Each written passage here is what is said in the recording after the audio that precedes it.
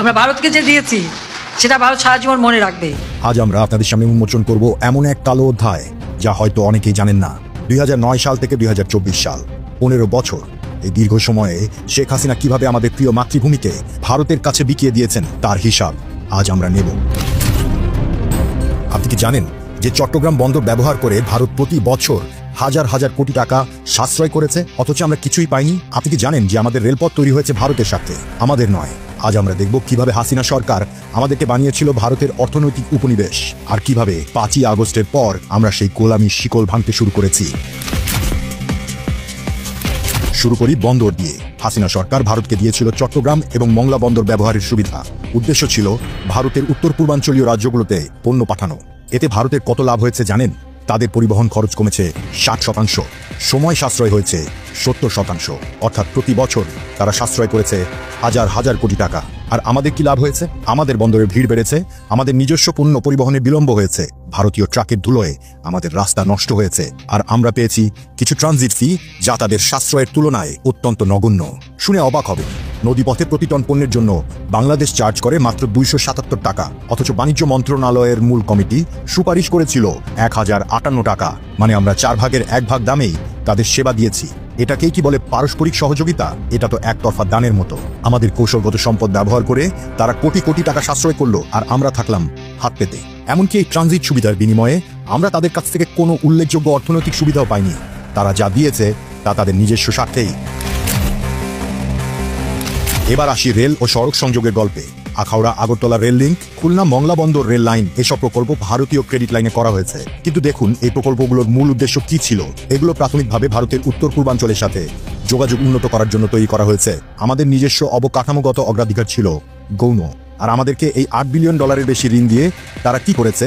এই ঋণের শর্ত ছিল যে সব কাজ করতে হবে ভারতীয় ঠিকাদার দিয়ে, সব মালামাল কিনতে হবে ভারত থেকে। মানে তারা আমাদের ঋণ দিয়েছে তাদের নিজস্ব কোম্পানিগুলোকে কাজ দেবার জন্য।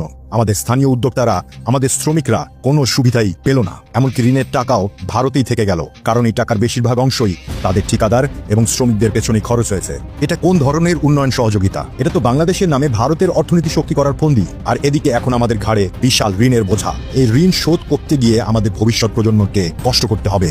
আর এসবের বিনিময়ে আমরা পেয়েছি মূলত ভারতের স্বার্থে কাজ করা এমন এক অবকাঠামো যা আমাদের নিজেদের কোনো কাজেই আসবে না। শেখ হাসিনা টিকে রাখার জন্য যা যা করা আমি ভারতবর্ষ সরকারকে সেটা অনুরোধ করি। এখানেই শেষ নয়। হাসিনা সরকার 2009 সাল থেকে 2024 সালের জুন পর্যন্ত নিয়েছে $44.38 বিলিয়ন বৈদেশিক ঋণ। এর মধ্যে $14.01 বিলিয়ন এসেছে চীন, রাশিয়া আর ভারত থেকে। জানেন কি, 2009 সালে আমাদের মোট বৈদেশিক ঋণের পরিমাণ ছিল মাত্র $23.5 বিলিয়ন, আর 2024 সালের জুন মাসে এসে তা দাঁড়িয়েছে $103.78 বিলিয়ন। মানে 15 বছরে ঋণ বেড়েছে 341%। মাথাপিছু বৈদেশিক ঋণ 2009 সালে ছিল মাত্র $150, আর এখন তা দাঁড়িয়েছে $604। মানে প্রতিটি বাংলাদেশি এখন বহন করছে 4 গুণ বেশি ঋণের বোঝা। এই ঋণের সুদ শোধ করতে গিয়ে আমাদের বৈদেশিক মুদ্রা রিজার্ভ প্রায় শূন্যের কোঠায়। 2023-24 অর্থ বছরে প্রথমবারের মতো আমাদের ঋণ সেবা খরচ $3 বিলিয়ন অতিক্রম করেছে। এবার আসি তিস্তা নদীর গল্পে। এটা আমাদের জন্য সবচেয়ে বেদনাদায়ক অধ্যায়। বছরের পর বছর ধরে আলোচনা, চুক্তি, প্রতিশ্রুতি, কিন্তু কোনো সমাধান নেই। উত্তরবঙ্গের কৃষকরা পানির জন্য হাহাকার করছেন। আমাদের কৃষি ও পানি নিরাপত্তার জন্য তিস্তার পানি অত্যন্ত গুরুত্বপূর্ণ। কিন্তু পশ্চিমবঙ্গের বিরোধিতার কারণে ভারত তিস্তা পানি বন্টন চুক্তি বাস্তবায়ন করেনি। আশ্চর্য ব্যাপার হলো, অন্য সব ক্ষেত্রে ভারত তার রাজ্য সরকারের মতামত উপেক্ষা করে কেন্দ্রীয় সিদ্ধান্ত চাপিয়ে দেয়, কিন্তু তিস্তার ক্ষেত্রে তারা পশ্চিমবঙ্গের বিরোধিতাকে অজুহাত হিসেবে ব্যবহার করে। কিন্তু ঠিক সেই একই সময়েই তারা আমাদের সাথে প্রতিরক্ষা সহযোগিতা চুক্তি করেছে। $500 মিলিয়ন ক্রেডিট লাইন দিয়েছে সামরিক সামগ্রী কেনার জন্য, কিন্তু শর্ত হলো সব কিনতে হবে ভারত থেকে। এর মানে হলো আমাদের নিরাপত্তা ব্যবস্থাকেও তারা তাদের সরবরাহকারীদের উপর নির্ভরশীল করে দিয়েছে। আমাদের সেনাবাহিনী এখন ভারতীয় অস্ত্র আর যন্ত্রাংশের উপর নির্ভরশীল। এটা কি নিরাপত্তা সহযোগিতা নাকি নিরাপত্তা নির্ভরতা? যদি কখনো ভারতের সাথে আমাদের মতবিরোধ হয়, তাহলে তারা তো আমাদের অস্ত্রের যন্ত্রাংশ সরবরাহ বন্ধ করে দিতে পারে। এখন দেখুন বাণিজ্যের চিত্র। 2024 সালে ভারতের সাথে আমাদের বাণিজ্য ঘাটতি ছিল $9.2 বিলিয়ন। মানে আমরা তাদের কাছ থেকে যা কিনি তার তুলনায় তারা আমাদের কাছ থেকে কেনে খুবই কম। ভারত আমাদের বাজারকে তাদের পণ্যের ডাম্পিং গ্রাউন্ড বানিয়েছে। তুলা, খাদ্যশস্য, যন্ত্রাংশ, যন্ত্রপাতি, যানবাহন সব কিছুতেই তাদের একচেটিয়া আধিপত্য। কিন্তু আমাদের পণ্য ভারতে গেলে মুখোমুখি হতে হয় নানা বাধার, ট্যারিফ নন ট্যারিফ মান নিয়ন্ত্রণের নামে হয়রানি। আমাদের পণ্য ভারতের বাজারে প্রবেশ করা যেন পাহাড়ের চূড়ায় ওঠার মতো কঠিন। এমনকি সাফটা চুক্তি থাকা সত্ত্বেও আমাদের রফতানিকারকরা ভারতীয় বাজারে ঢুকতে পারে না, অথচ ভারতীয় পণ্য আমাদের বাজারে অনুপ্রবেশে কোনো বাধা নেই। এখন সামগ্রিক চিত্রটা দেখুন। ভারত আমাদের ক্রমবর্ধমান বাজারকে কাজে লাগিয়ে এটাকে তাদের রফতানি প্রধান গন্তব্য বানিয়েছে।